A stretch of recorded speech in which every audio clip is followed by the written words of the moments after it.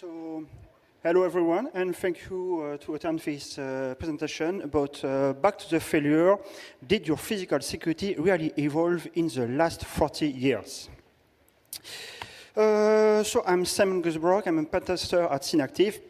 I am a physical intrusion specialist, and I do physical intrusion on industrial sites, offices, and example of targets include data center, upper-tier Céveso establishments, and also luxury logistics and things like that.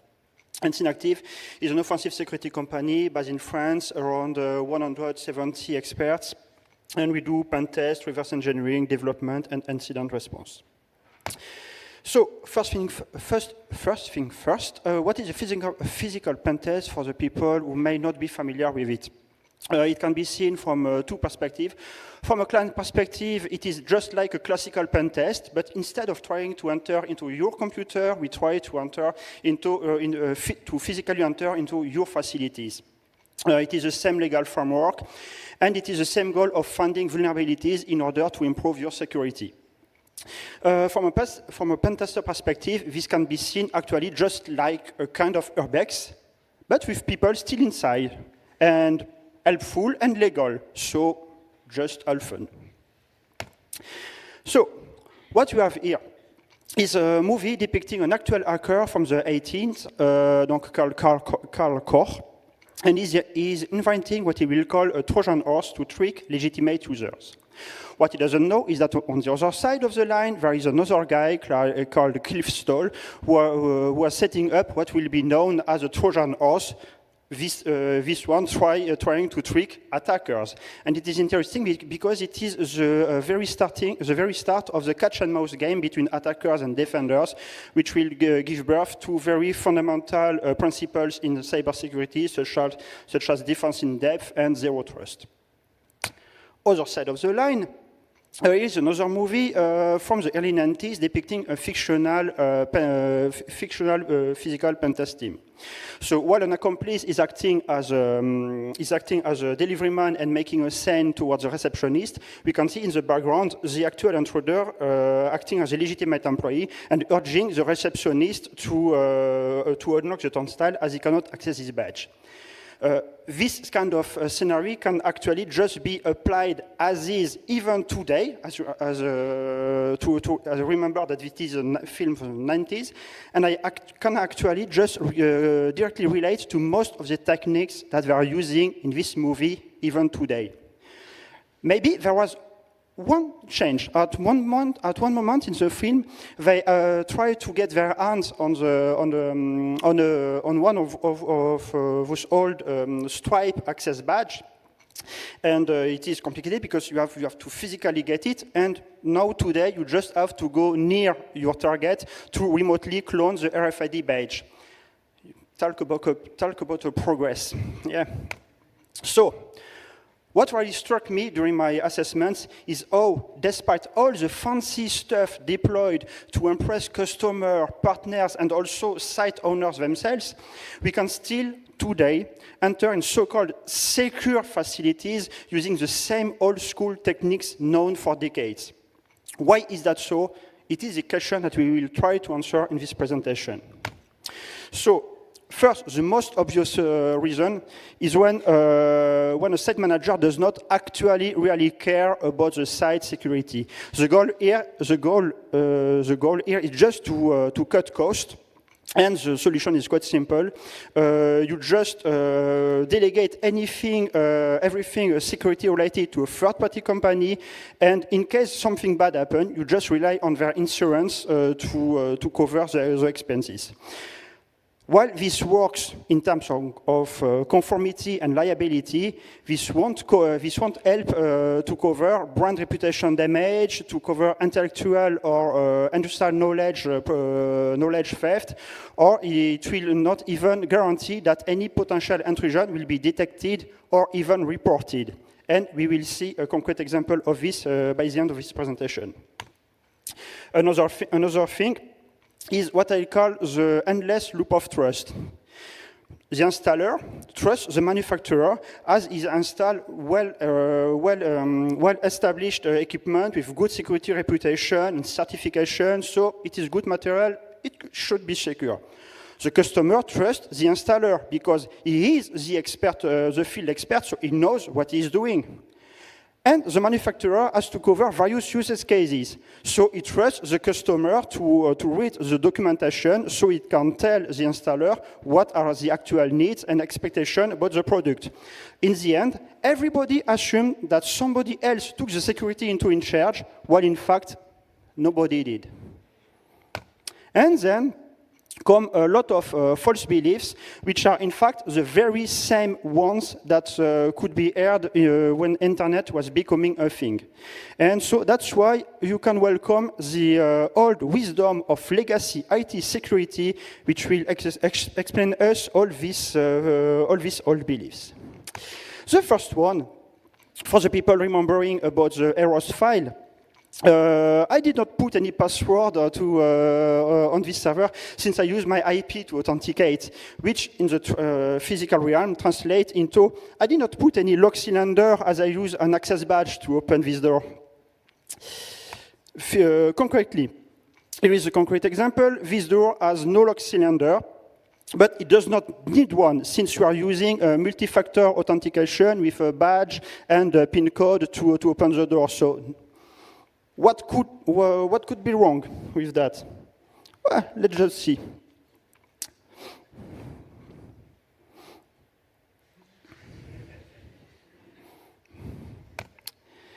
Here, I just use a cheap plastic key used on construction sites to open door while locks have not been installed. It is not even really some kind of high-end attacking stuff. It's just something for construction site, and it just works as well on MFA protected doors. So, if you still need to keep a keybase access to this door, please install an actual lock cylinder, a secure one, please. If you don't need to keep a keybase access, just properly condemn the lock cylinder hole. And just an information, cosmetic does not mean security, so just putting a cosmetic plate to cover the hole usually don't help. Next thing, I've left the default lock, they are good enough. You have to know that that a lot of equipments are coming with well-known default keys. So these keys can be found really easily on the internet and ordered on the SPA and hardware stores. And usually attacker will have a set of these default keys because they are just the exact physical counterpart of password list. So the same way that anybody attempting a cyber attack is using a common password word list, a physical attacker will have a set of default keys, and we will see a concrete example of their usage later in this presentation. I left a crappy lock on this door since we never use it anyway. So here is game time.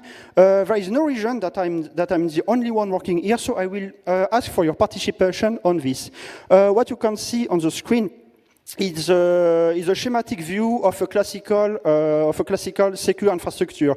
You can see there is a multiple security level. Each separation between each security level is going through an access control. And there is also, obviously, a security exit allowing people to go out of the building in case an emergency happens. The goal here is to help the ninja to choose a path to access level 4. So please, people thinking that the ninja should go for the main entrance, please raise your hands. Please, just small tips. The site owner think that an attacker would go for the main entrance. Someone? Maybe one in the morning, maybe one people there, but okay. And maybe by any luck, maybe if someone is thinking that the ninja should go for the emergency exit, please raise your hands. Okay, maybe you have not read the sign correctly. It is written exit. It is an exit point, not an entry point. I ask, who would enter through an exit point? Seriously, nobody would. Or, to state it differently, no legitimate person will do. And the idea here is that you shouldn't think of a door in terms of how a legitimate person will use it, but in terms of how an attacker may use it. If you have a single door separating your highest security area and your level 0 building exterior, this door should be treated as a highly sensitive access, and therefore maybe it might worth a bit more than a cheap 10 euros lock cylinder bought in a nearby store.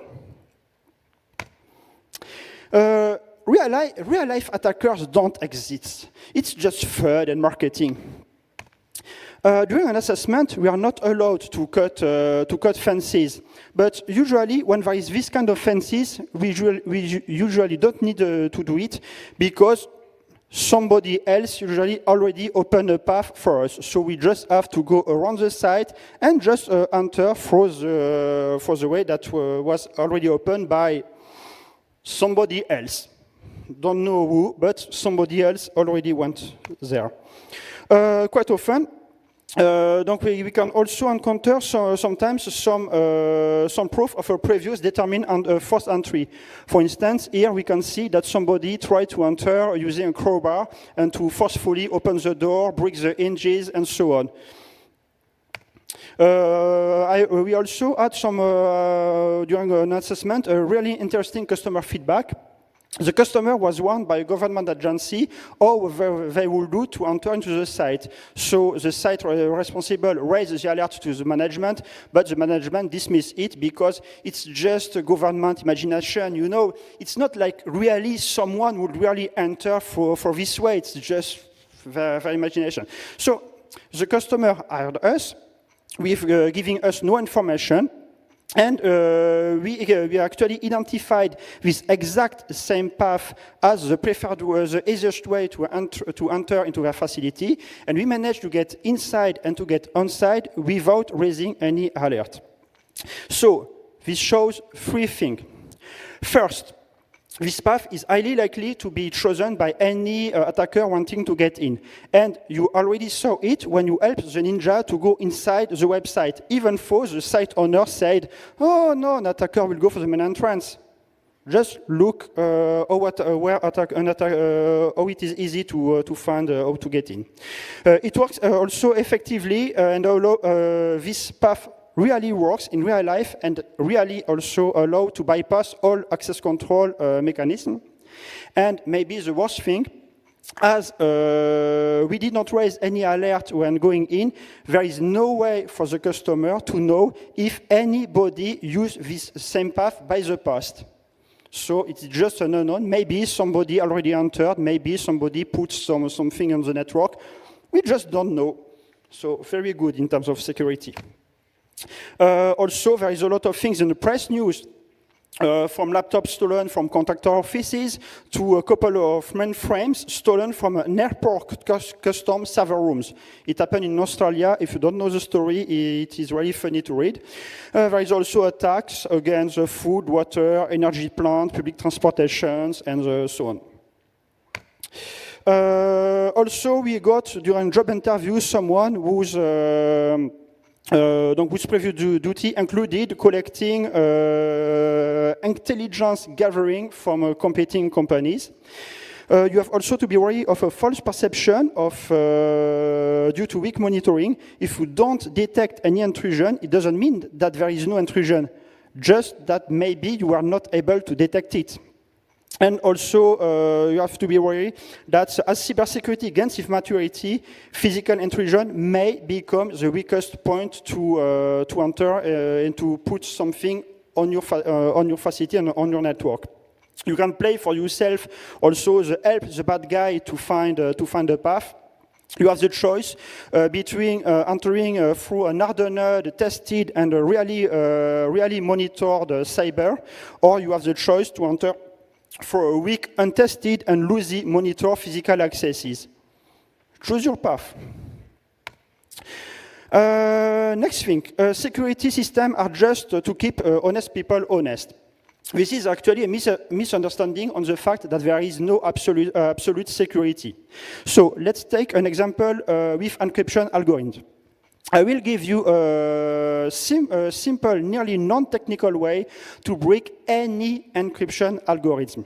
It can be a weak algorithm, a strong algorithm. It even works on future encryption algorithms. The trick here is that for any encryption algorithms have their key belonging to a well-defined key set. So all you have to do to break the encryption algorithm is just to iteratively test each key from the set, and at one time, with 100% certainty, you will eventually find the right key, allowing you to decrypt your content. With weak encryption algorithms, this process will take about a few minutes or a few hours. With strong encryption algorithms, this process will take about a few billion years. But if you put the time factor apart, indeed, anybody will be able to break any encryption algorithm. But this time factor is precisely what distinguishes a weak encryption algorithm and a strong one. And it is exactly the same thing with physical security. An intrusion requires some effort in terms of tools, training, time, financement, and human resources. And the physical security is precisely here to raise this required effort to a desired level. This desired level will depend mainly on the assets you want to protect, and also on the comparison with similar targets. Next thing, good security is too expensive anyway. So what we have here? Donc we always start a physical intrusion with online reconnaissance, and we identified this access door closed by a chain and a padlock. We can see also there is a camera covering the door, but it is behind a tree. So maybe if we are lucky enough, the tree is still there. Maybe there is still enough leaves, so there is maybe a blind spot. We can maybe jump over the gate to get in, but it is still a risky move. So it is a possible entry, but clearly not the preferred way. But voilà, just to keep this one in mind. And we will check on site how it appears. When we arrive on site, we discovered that the customer recently replaced this gate by this huge monumental gate. In addition to the fact that the gate drop-down is exposed on the outside, the gate was locked using the manufacturer default key, which we obviously already bought on the internet as part of our default key set. So, even the camera becomes our ally in this to prove our legitimacy, since we are demonstratively using the key to unlock and then relock the gate behind us in front of the camera. So, since we have the key, we must somehow be legitimate to enter for this gate. It was when we discovered this, it was for us as attacker, it was a complete relief. No question asked on how we would enter into this facility, no worries. It was just, we are just fully happy about this. I don't know how much this kind of gate cost, but I'm not sure that was the expected goal when they installed it. I installed a certified armored door with biometric authentication. Nobody could ever enter. Certifications are good, but not sufficient. Generally, they do not take into account several factors, such as aging, such as installation detail, environment details, and they rely on standardized attack method made to compare to two different products, but not taking into account some techniques. And in particular, most of the tools that you are using to enter into facilities are not part of the tool used to certify a door. So let's take a concrete example. I have a customer very proud of his door. I have 50,000 euros armored door with a 12,000 euros biometric multi-factor access control. Would you manage to open it? Be warned, it will go real quick.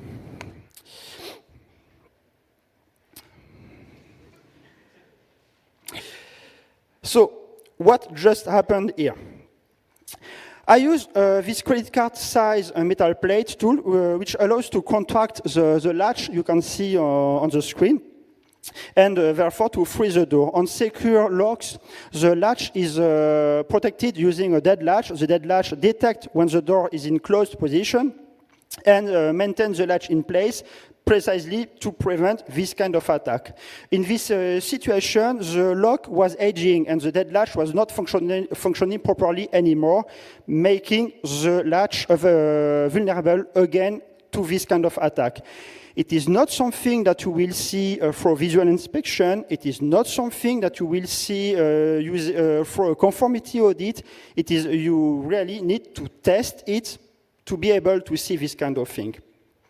So, if you do not test it yourself, you can be sure this attack is just cheap, easy, and very discreet. So you can be certain that this kind of attack is just the fundamental go-to for anyone wanting to open this kind of door.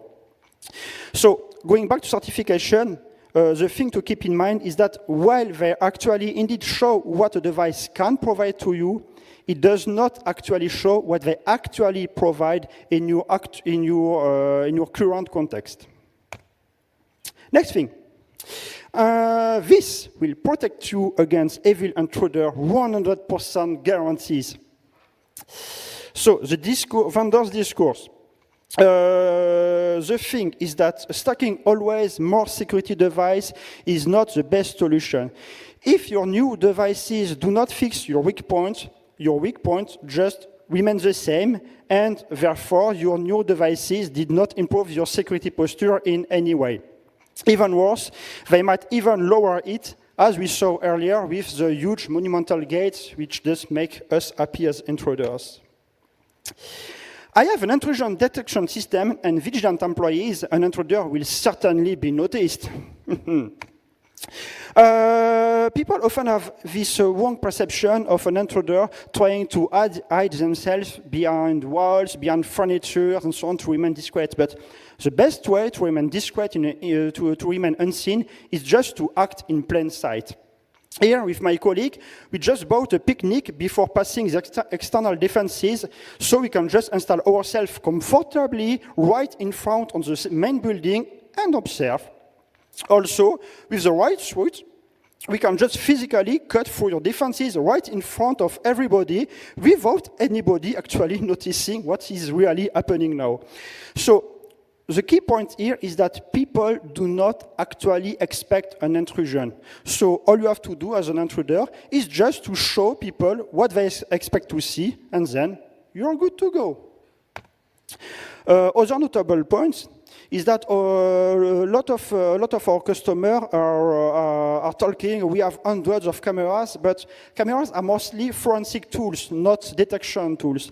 We managed, for instance, at one time to pass 1 hour to pick a lock right in front of the below of a camera without anybody ever disturbing us. Also, alarms are only as good as a security agent behind them. It is just like in the cyber world, if there is a notification raised and nobody cares, alarms are just exactly the same thing. Talking about the security agents. We already pay a security company to handle security, so we are safe. A few actual quotes from our assessments. First story. A small company, remote security contract. My colleagues tried to enter into the server room. What they do not know is that at 6 p.m. the alarm was automatically armed. So at 6 p.m. suddenly the alarm is just ringing everywhere, shouting.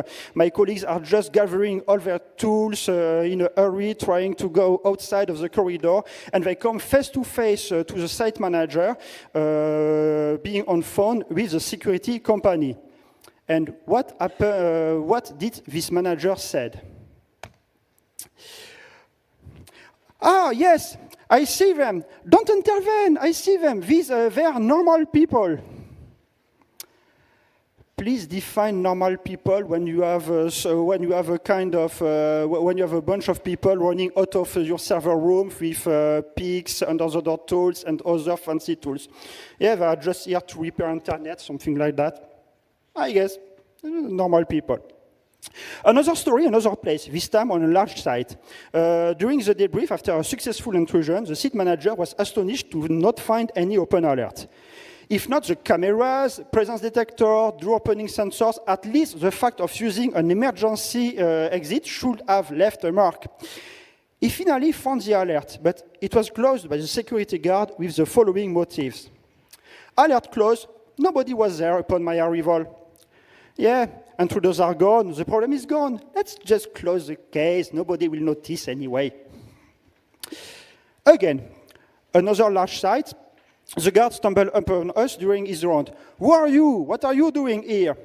So, as usual, we just dismiss the guard.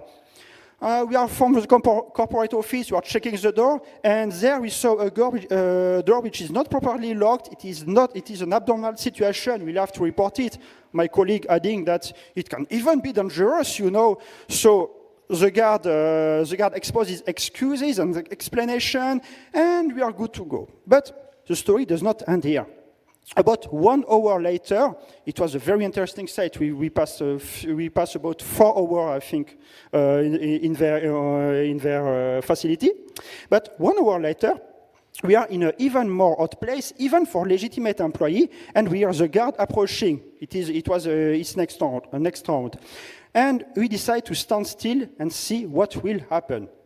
The guard had enough time to think about our story, check it, check our names, see that our names do not appear anywhere in the employees directory, and suddenly the guard pops out from the door. We are wondering what will happen, and the guard tells us, there you are. I raised your issue regarding the door, and so it will be fixed. I want to thank you for your work. You're doing a great job. Continue like that. We could have been really anybody. So, the thing to keep from this presentation is that to manage physical security, there is no need to reinvent the wheel. Just apply the same principle that you already apply for decades in cybersecurity. Don't assume that something or hope that something is just working. Just test it. And if you want to improve your security posture, just check, test, find your weak spot, solve them, then do a new test, find your new weak point, and so on. It's just a classical PDCA loop. So here it is for this presentation. I don't know if you have still some time for question, but well. Thank you.